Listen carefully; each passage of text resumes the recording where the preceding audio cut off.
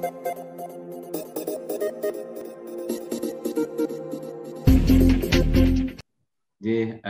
nuwun atas kesempatannya. Assalamualaikum warahmatullahi wabarakatuh. Boleh saya share screen kemawon? Nanti ada beberapa perubahan sedikit ya, lebih cepat. Baik.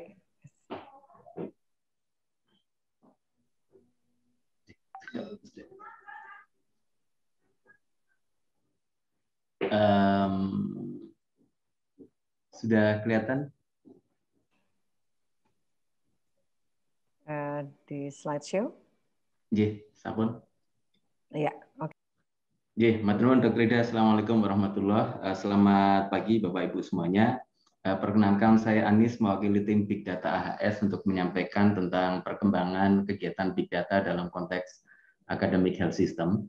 Jadi seperti yang tadi disampaikan oleh Dr. Yodi di awal bahwa salah satu komponen kegiatan riset kita dalam roadmap ke depan memang kolaborasi dengan AHS yang telah dibentuk tahun 2014, yang mana ini merupakan perpaduan antara dua kewilayahan sistem kesehatan, sebagian besar DIY, dan ada dua wilayah di Jawa Tengah, yaitu Banyumas dan Klaten, yang meliputi dinas kesehatan, kabupaten, kota, dan provinsi, dan juga rumah sakit. Rumah sakitnya sementara adalah 7 list yang tersebut, yaitu dari RSUD Dr. Sarjito, RSA UGM, Rumah Sakit Suraji, RSUD Kabupaten Banyumas, RSUD Kabupaten Sleman, RSPAU Harjolukito, dan RSUD Wates.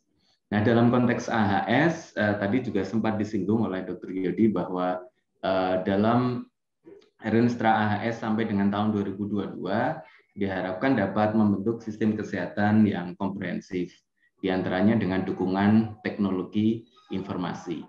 Nah, namun sampai sekarang kita belum memiliki keterpaduan yang baik dari sisi teknologi informasi, meskipun kalau misalnya kita lihat sebenarnya dari AHS itu mencakup kurang lebih populasi mungkin hampir sekitar 4 jutaan populasi.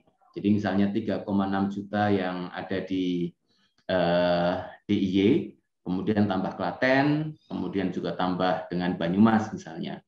Nah, kalau misalnya 4 juta, itu data Riskesdas itu mengatakan bahwa per bulan itu sebenarnya masyarakat kita itu 10% itu berkunjung ke Vaskes. Misalnya 4 juta, berarti paling tidak itu per bulan itu sekitar 400 ribuan masyarakat kita itu datanya masuk ke dalam fasilitas pelayanan kesehatan, baik layanan primer maupun di rumah sakit ya. Nah, tetapi karena kita belum memiliki sistem teknologi informasi yang komprehensif, yang mencakup semuanya, yang terintegrasi, sehingga sistem tersebut belum tersedia.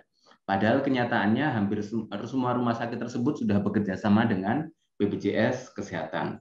Nah, oleh karena itu, tim Big Data sudah merumuskan kerangka Big Data untuk AHS UGM, yang upayanya mewujudkan suatu inovasi, kemudian juga mengacu kepada Renstra-nya AHS, agar kita dapat memiliki kerangka pengembangan Big Data dalam konteks AHS. Tim tersebut sudah menyusun roadmap Big Data dimulai tahun 2019, kemudian semestinya tahun kemarin itu sudah mulai mengumpulkan data, tetapi karena pandemi sehingga tidak berjalan dengan baik. Dan alhamdulillah 2021 sudah mulai ada inisiatif mengumpulkan data. Minggu kemarin sudah disampaikan data yang sudah mulai terkumpul dari RSA UGM yang sudah disepakati dengan beberapa rumah sakit. Moga-moga dalam waktu dekat ke-7 rumah sakit data klaim yang bersumber BPJS Kesehatan dapat terkumpul. Nah, sehingga kalau misalnya dapat terkumpul tahun ini, kita dapat memanfaatkan data yang sudah ada untuk mendukung penelitian. Sehingga harapannya kalau data sudah terkumpul, nanti tahun depan kita sudah memiliki bermacam-macam riset, baik untuk memanfaatkan big data untuk machine learning dan lain-lain, itu saya kira sangat memungkinkan. Data dari RSA UGM dalam setahun, tahun 2019 misalnya, itu sekitar terkumpul kurang lebih sekitar 40.000 rekor. Jadi kalau misalnya ada 7 rumah sakit, mungkin setahun kita sudah punya 300.000 rekor.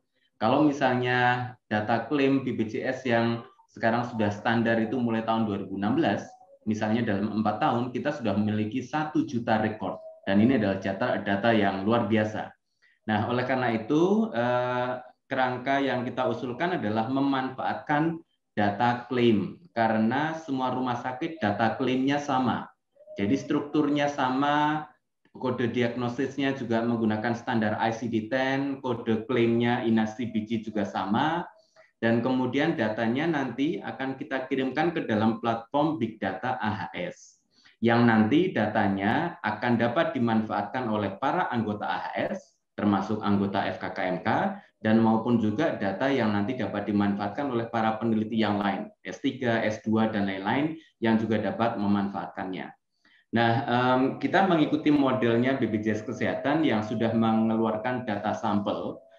Mereka mengeluarkan data 2015 dan yang terakhir mereka juga mengeluarkan data sampel 2018, tapi sampelnya sedikit sekali, hanya sekitar 1%. Jadi kalau misalnya data sampel BPJS itu secara nasional itu hanya sekitar 1,7 juta peserta. Ini akan sangat kesulitan buat kita yang akan melakukan penelitian rare disease, yang sampel kasusnya itu 1 kurang dari 1 per 200.000. Tetapi kalau kita menggunakan data dari AHS, mungkin rare disease kita bisa mendapatkannya. Dan ini sampelnya bisa cukup memadai. Nah, oleh karena itu, kemarin sudah disusun platform yang nanti akan mengumpulkan big data AHS. Jadi ada aplikasi yang dapat dimanfaatkan oleh publik, tetapi harus register dahulu. Kemudian setelah register, mereka dapat memilih dataset yang akan dipakai, kemudian nanti dapat digunakan. Nah, data AHS yang digunakan nanti data yang sudah anonymized, jadi tidak akan ketahuan ini miliknya siapa, tetapi akan dapat dianalisis berkaitan dengan diagnosis, kemudian juga dapat dianalisis atribut demografisnya, dan kemudian juga memuat komponen visualisasi, ada grafik, ada peta, dan lain-lain yang dapat digunakan untuk analisis ataupun untuk membuat riset. Kemarin kami menggunakan sampel kecil-kecilan, menggunakan data RSA, jadi kurang lebih nanti distribusi sampel yang akan kita gunakan dalam big data, ini meliputi wilayah hampir seluruh DIY, kemudian Klaten, kemudian nanti Banyumas. Nah, kalau misalnya nanti kerjasama AHS menjadi lebih luas lagi, mungkin juga dapat mencakup wilayah yang lebih luas.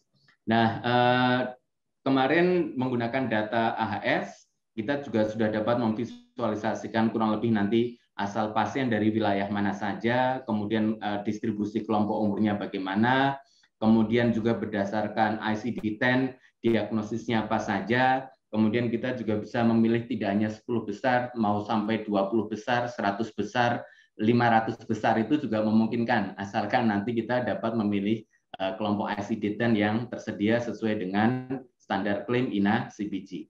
Data yang ada meliputi identitas rumah sakit, data demografis yang semuanya sudah anonymized, kemudian ada umur, jenis kelamin, kepesertaan, data diagnosis, kemudian atribut pelayanan mulai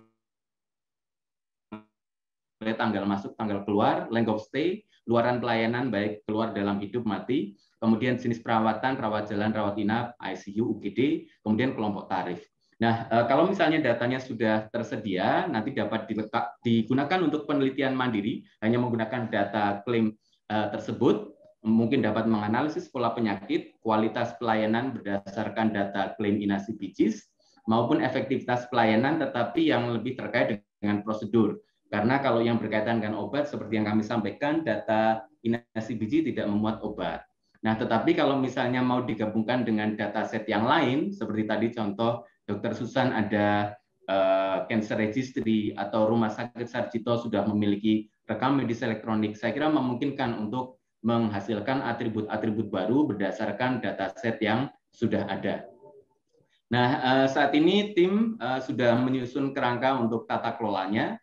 Jadi datasetnya nanti akan diidentifikasi, artinya anonim. Kemudian sudah ada kerangka untuk bagaimana menganalisisnya. Kemudian nanti ada platformnya yang sekarang sedang diuji cobakan, dan dalam tahap awal ini kita sedang menyusun PKS-nya antara tim Big Data AHS dengan rumah sakit.